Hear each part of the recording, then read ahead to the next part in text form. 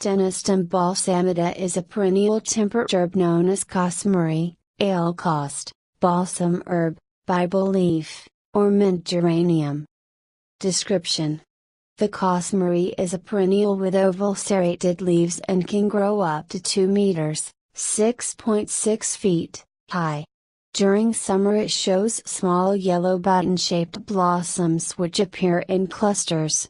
Name: the English name cosmary stems from Costus of St. Mary.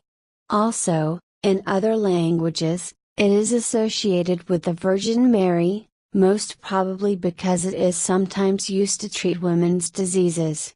Origin and spread: the plant seems to have originated in the Mediterranean.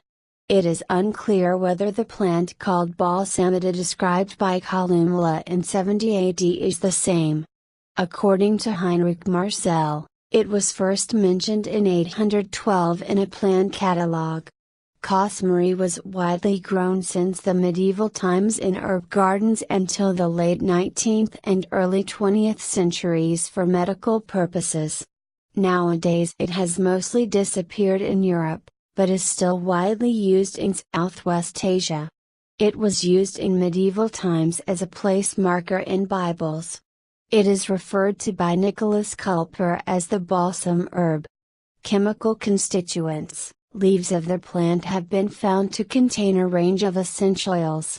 A Spanish study found the oil includes carbon as the main component, 51.5%, 41.0% and 56.9% in 3 samples, together with minor amounts of beta-thujone, T-deuteracarvone, C-deuteracarvone, deuteracarviol isomer, C-carviol, and T-carviol.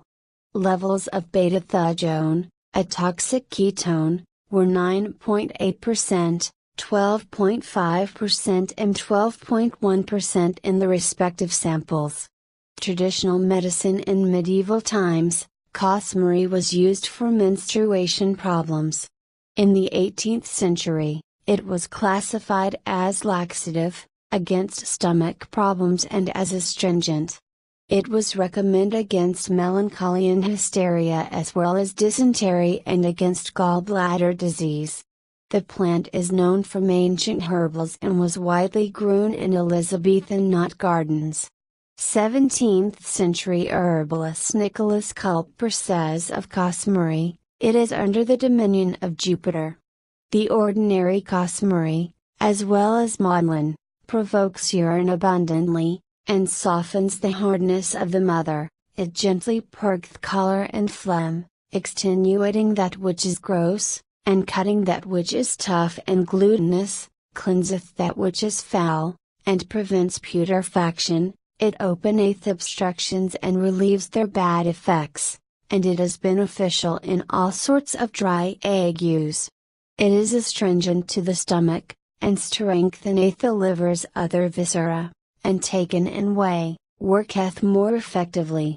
Taken fasting in the morning, it relieves chronic pains in the head, and to stay, dry up, and consume all their rheums or distillations from the head into the stomach, much to digest raw humors gathered therein. It is profitable for those that are fallen into a continual evil disposition of the body, called cachexy, especially in beginning of the disease. It is good for weak and cold livers. The seed is given to children for worms, and so is the infusion of flowers in white wine, about 2 ounces at a time. It maketh an excellent salve to heal old ulcers, being boiled with oil of olive, and adder's tongue with it, and after is strained, put in a little wax, rosin, and turpentine to make it as thick as required.